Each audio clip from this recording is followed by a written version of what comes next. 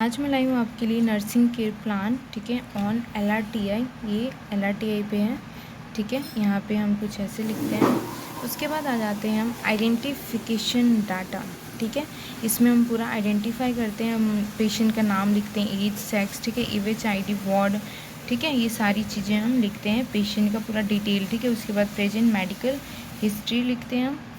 उसके बाद हम बात करते हैं नेक्स्ट, तो उसमें हम आ जाते हैं past medical history, past surgical history and family history. हम उसका पूरा डिटेल लिखते हैं, फैमिली में कौन कौन रहता है उसके, ठीक है। इसमें मैंने लिख रखा है जैसे राकेश, मिस्टर, अंजलि, मिसेस, सौरभ, ठीक है, हिमानी, ये क्या रिलेशनशिप है, एज क्या है, सेक्स क्या है, ठीक है, ये सारी चीज़ें। और उसके बाद हम आ जाते हैं फैमिली ट्री पे।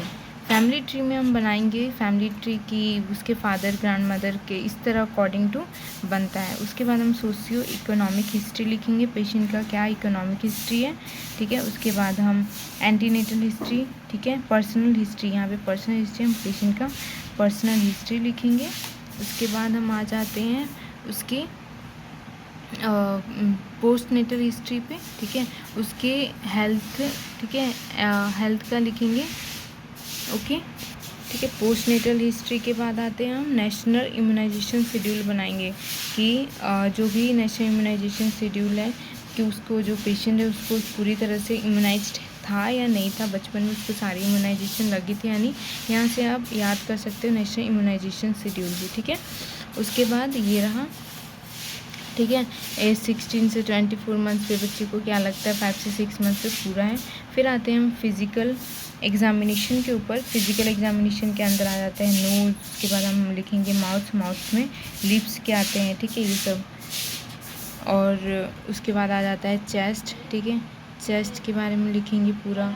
फिर उसके बाद हम एब्डोमेन के लिखेंगे, एब्डोमेन का पूरा size, scar, lesion, vital signs हम लिखेंगे, ठीक है। फिर उसके बाद हम एंथ्रोपोमेट्रिक मेजरमेंट पेशेंट का लिखेंगे क्या है, ठीक है, ये।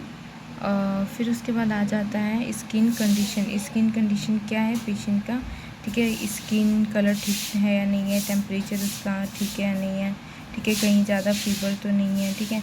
हेयर उसका पेशेंट का कैसा दिख रहा है, कलर उस हेयर का कैसा है, डिस्ट्रीब्यूशन में है या नहीं है, लेन्यूगो तो नहीं है, ठीक है। फिर उसके बाद हम आ जाते हैं नील्स के ऊपर।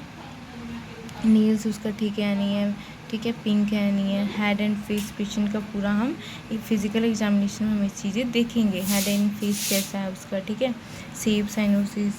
फिर उसका हम आइज़ का देखेंगे, आईब्रोज, आईलिसिस सब ठीक है या नहीं है, ठीक है। फिर हम यहाँ पे आ जाते हैं पाल्मर ग्रास्प रिफ्लेक्स भी देखेंगे हम पेशेंट का कि ठीक है या नहीं है। उसके बाद ये लिखा हुआ है कि प्लांटर ग्रास्प रिफ्लेक्स, ठीक है, ये प्लांटर है, नहीं दिख रहा होगा आपको, तो प्लांटर ग्रास्प रिफ्लेक्स कैसा है, नहीं है, ठीक है। उसके बाद हम लिखेंगे इंस्पेक्शन करेंगे हम, ठीक है, ये है इंस्पेक्शन लिखा हुआ है, ठीक है। उसमें पेनिक्स कैस्यूसा, ठीक है, डिस्क्वामेशन, सारा चीज़ हम लिखेंगे, उसका कोई प्रॉब्लम तो नहीं है, ठीक है। फिर उसके बाद हम मिलिया, ठीक है। फिर रिफ्लेक्सेस बच्चा का है ना, बच्चे के अंदर देख रहे हैं तो हम रिफ्लेक्स देखेंगे, रूटीन रिफ्लेक्स कैसा है, सकिंग रिफ्लेक्स, ठीक है। फिर ये है मोरो रिफ्लेक्स, ठीक है, पूरा।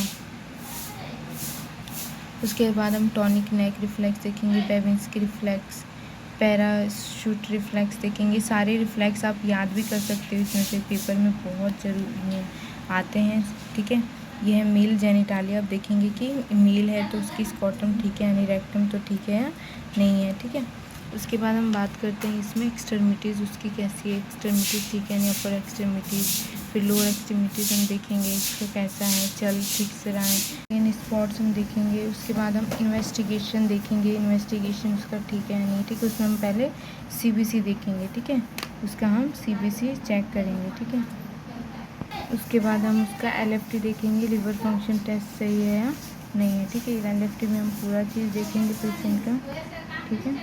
उसके बाद हम KFT देखेंगे, KFT में इन्वेस्टिगेशन ये सब चीज़ इस तरह हम लिखेंगे, ठीक है। उसके बाद हम आ जाते हैं मेडिकेशन पे, ठीक है। हम मेडिकेशन लिखेंगे पूरा, ठीक है। उसमें हम drug name, generic dose, route, frequency, action and side effect and responsibility लिखेंगे, ठीक है। तो वो हम इस तरह से लिखेंगे, ठीक है।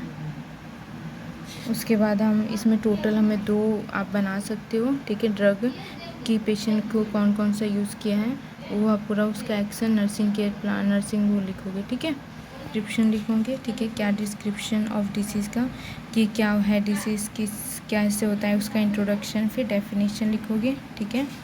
उसके बाद आप इसके इटियोलॉजी फैक्टर लिखोगे, ठीक है, इन्फेक्शन के।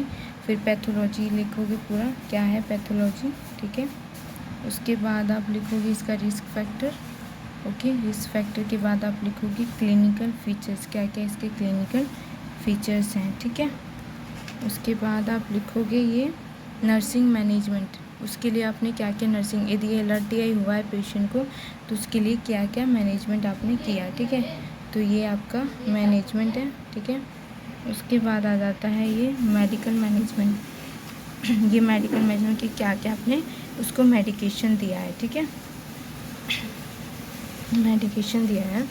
फिर उसके बाद आ जाता है आपका डायग्नोस्टिक इवैल्यूएशन, क्या क्या आपने डायग्नोस्टिक इवैल्यूएशन किया है, CRP चेक किया, उसमें क्या निकला पेशेंट का, ठीक है। उसके बाद आपने चेस्ट एक्सरे किया पेशेंट का, उसमें देखा कि LRTI में उनका क्या है, LRTI क्या है, कैसे पता किया कि उसको अब हम नर्सिंग केयर प्लान लिखेंगे।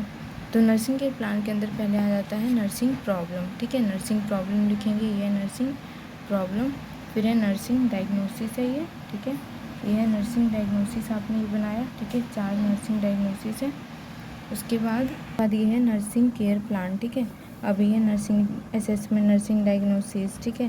फिर गोल मैंने प्लानिंग, रेशनली इम्प्लीमेंटेशन, इवैल्यूएशन, ठीक है, ये आप पूरा लिखोगे। सेकंड है ये दूसरा सेकंड नर्सिंग केयर प्लान है, उसमें आप देख सकते हो पूरा आप इस तरह बनाओगे, ठीक है। नर्सिंग डायग्नोसिस अलग अलग होनी चाहिए। ये है थर्ड नर्सिंग डायग्नोसिस, ठीक है, आप इस तरह नर्सिंग डायग्नोसिस बनाओगे, ठीक है, ये है थर्ड। और बस 3 जरूर, ठीक है। ये है प्रोग्रेस नोट्स, ठीक है, ये है प्रोग्रेस नोट, उसमें D1 में आप ऐसा लिखोगे, ठीक है। फिर ये है नर्सिस नोट्स, ठीक है, आपने नर्सिस नोट्स में क्या किया, ठीक है, प्रोसीजर आपने क्या क्या किया वो लिखोगे, ठीक है। ये है हेल्थ एजुकेशन, आपने पेशेंट को क्या क्या दिया है, ठीक है, उसमें आपने पहले लिखोगे डे टू पे आपने क्या क्या किया, ठीक है, डे 2। फिर उसके बाद है ये है नर्सिस नोट्स, ठीक है, डे 2 पे आपने क्या क्या प्रोसीजर किया है उसके साथ ये करोगे, ठीक है। डे 3, ठीक है, डे 3 पे आपने क्या क्या किया है वो लिखोगे, ठीक है। ये है हेल्थ एजुकेशन, आपने डे 3 पे क्या दिया है, ठीक है। अभी आ जाते हैं हम कंक्लूजन में, यहाँ पे लिखा है पेशेंट एजुकेशन, ठीक है, आपने पेशेंट एजुकेशन क्या क्या दिया है वो लिखोगे, ठीक है। ये है सेल्फ इवैल्यूएशन, ठीक है, ये आपने सेल्फ इवैल्यूएशन किया। ये आप आ जाते हैं समरी पे, ये हमने समरी, हमें क्या समरी मिला, हमने क्या पूरा समराइज़ किया है वो आ जाएंगे, ठीक है। ये पूरा हमने समराइज, ये है बिब्लियोग्राफी, ठीक है, ये पूरा बिब्लियोग्राफी, ये कुछ कहाँ कहाँ से आपने लिया, कहाँ कहाँ से आपने ये चीज़ें बनाई है लेकर के, ठीक है, तो वो वहाँ का बिब्लियोग्राफी आप लिखेंगे, ठीक है।